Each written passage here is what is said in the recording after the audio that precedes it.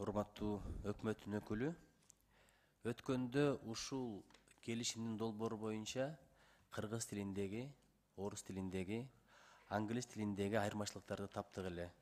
Биздин колубуздагы материал боюнча дагы деле ошол бойдон турат. 13 статья, 4 пункт. Кыргызча версиясында сотко до арыз бере алат деп турат. Ал эми англисчеси an investor may not submit a claim. Бере албайт деп турат дагы деле. Орусчасы деле ошондой. Инвестор не может подать в иск в суд. А кыргызчасы бере алат. Ушул боюнча түшүндүрмө берип коюңузчу, эмне үчүн ушул бойдон келди? Саламатсызбы, Нуржит Кадырбекович. Бул багыт боюнча өткөндө дагы сиз айткансыз, ушундай маселе бар экен деп биз лингвистикалык толук экспертиза кылып өттүк. Тилекке каршы бизге чейин лингвистика жазылган котормо багытында өтө чоң каталар бар экен. Мына бүгүнкү күндө лингвистикалык экспертизаны дагы көрсөтө алабыз. Ар бир абзацта каты бар экен.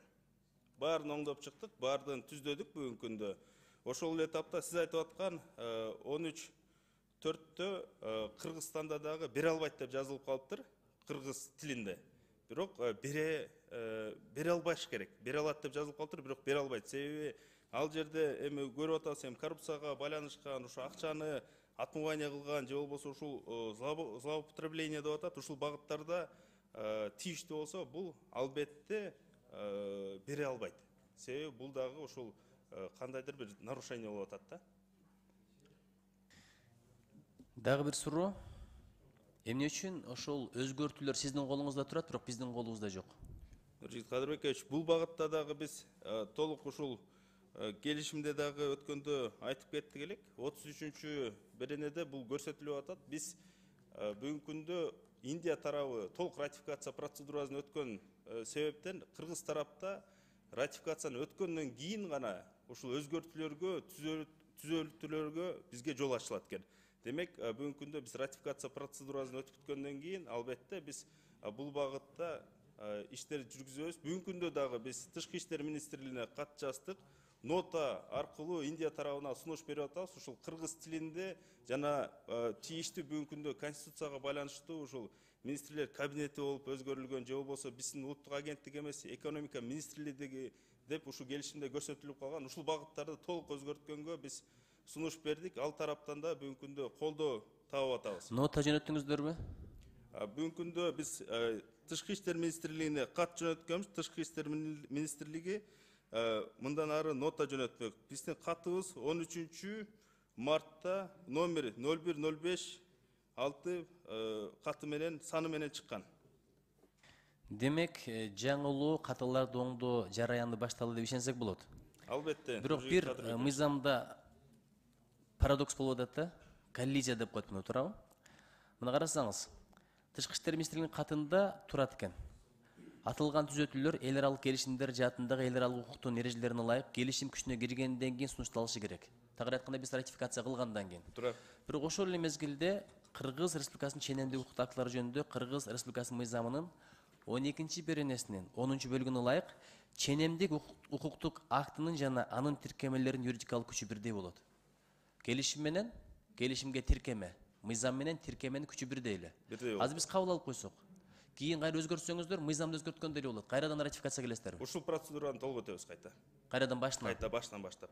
Так, Так, себеби Тышкы иштер министрлигинин каты бар, юстиция министрлигинин катын алдык, толук позицияны алдык. Биз бүгүнкү күндө процедураны толук өтөбүз кайта, Нуржит Кадырбекович.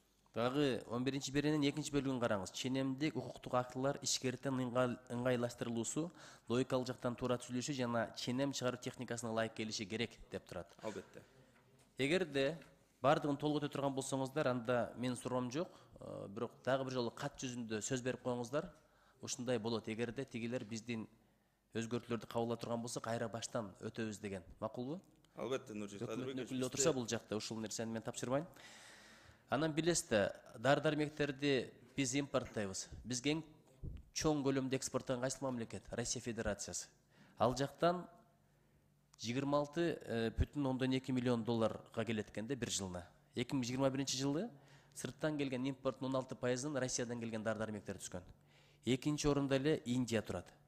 Россиядан 26 миллион доллардан ашығырақ ақшаға дары дәрмек келе тұрған болса, Индиядан 22,6 миллион долларлық дары дәрмектер алынып келінген. Ең бір сұру. Бәрібір импорт деген импорт. Ақша сыртқа шығып кетуде тұрау. Ошондон көрі сіз ушул тармақты иштейт экенсиз. Директордун орунбасары экенсиз, инвестиция тартуу боюнча. Алардан субстрат деп коюп, ошондойлорун алып туруп, Кыргызстанда ошол дары дәрмектерди өндүрө тургандай келишимдерди кылбайсыздарбы? Биз да үйрөнмөкпүз. Технологиясы келмек, ноу-хау келмек, алардын адистери келмек, жумуш орундары түзүлмөк. Биздин экспорттук потенциалыбыз көтөрүлмөк, реэкспорт кылмакпыз. Ошол эле мезгилде биздин дагы мындай кадр потенциалыбыз кеңеймек. Ушул багытта иштеп атасыздарбы? Сатып алыш ар кимдин колунан келет. Бирок ошол технологияны алып келип Кыргызстанда өндүрүш багытында эмне иш кылып атасыздар? Өтө маанилүү бир маселени көтөрүп атасыз, Нуржигит Кадырбекович. Бүгүнкү күндө Кыргызстанда 42 ишкана бар экен, ушу дары дармек багытында өндүрүү боюнча. Анын өзүңүзгө белгилүү болгондой 4 эле активдүү фазада бүгүнкү күндө. Жалпысынан Кыргызстанга 2022 жылдын жыйынтыгы менен 19,5 миллиард сомго дары дармек киргизилиптир. Эң биринчи орунда Россия 2-де, Германия 3-те, Индия турат. Ошол эле учурда 67 мамлекеттен 67 багыттан келет экен бүгүнкү күндө дары дармектер Кыргызстанга. 2022 жылдын жыйынтыгы боюнча 197 ишкана ушул дары дармекти Кыргызстанга алып келүүчү болуп катталыптыр бизде. Биз толук анализ жүргүзүп атабыз бул боюнча.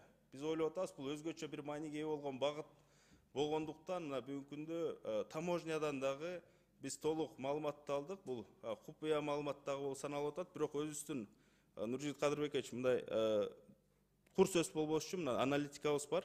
Атайын даяндаганбыз. Бул бир ай болду элек бул аналитикага. Ар бир поставщик. Бул ДСП аналитикабы?